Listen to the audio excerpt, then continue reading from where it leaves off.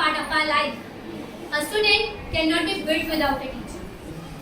जैसे मोमबत्ती का मोम खत्म होता है रात में प्रकाश देते देते, जैसे मोमबत्ती का मोम खत्म होता है रात में प्रकाश देते देते, ठीक वैसे ही एक टीचर का आज खत्म होता है विद्यार्थी का कल बनाते बनाते. So we would like to present one act based on the value of education. Actually, what the real education is and how it is relevant in today's situation.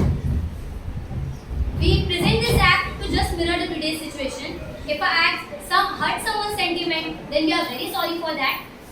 A story of the act is how the education has value for the ones who have it and for the ones who are unable to have it. So let's begin the act.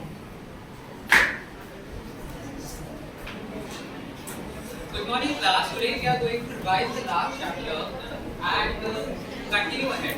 So please open your books and be ready. Oh, I guess the time is over for our lecture. So we'll continue in the next lecture. So thank you. This was our first scene.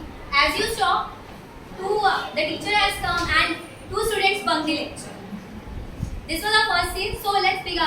In the second scene, there is a tea stall in front of a college and a 17-18-year boy working on a tea stall. Let's begin the second scene.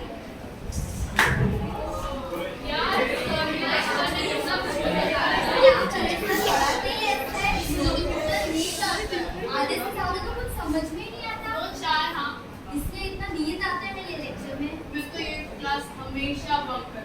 मुझे भी हमेशा bunk करने का मन करता है. आज तो गलती से हम नीचे रह गए, लेकिन फिर भी बच गए. क्या करें, इतना नींद आता है. आप समाज की सुना है?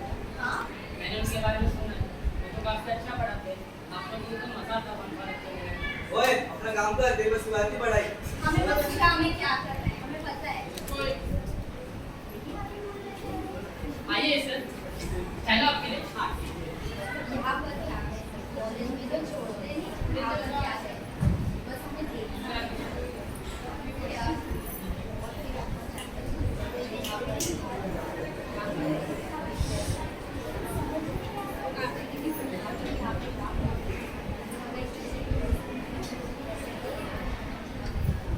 Good morning.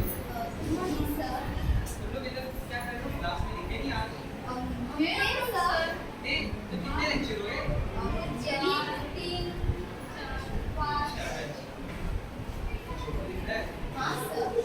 उसके बाद तुम्हें क्या डिफरेंस है? बहुत फर्क है सर. हम एजुकेटेड है. हमारा स्टैंडर्ड ऑफ लिविंग हाई है. बस यही फर्क है. हाँ, ये एजुकेशन का मतलब बताओ. पेपर मार्क्स एग्जाम से देने वाले ग्रेड्स जो हमें देते हैं ग्रेड्स.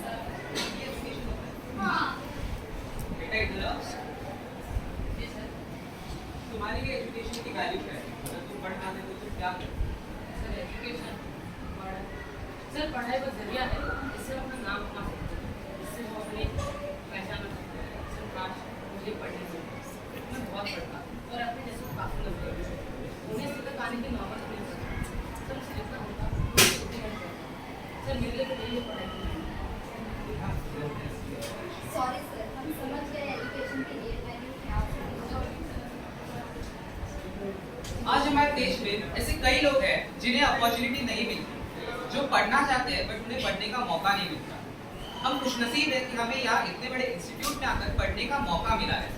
तो हमें इसकी कदर करनी चाहिए और हमारे गुरु जो हमें यहाँ तक पहुँचने के लिए हमें काबिल बनाते हैं, उनका भी हमें सम्मान करना चाहिए. हमारी तरफ से ये एक छोटा सा प्रयास था शिक्षा का महत्व आप तक पहुंचाने के लिए, आजकल की स्थिति को आपके सामने लाने के लिए. मैं आशा करती हूँ कि शिक्षा का महत्व आप सबको समझ में आ गया होगा.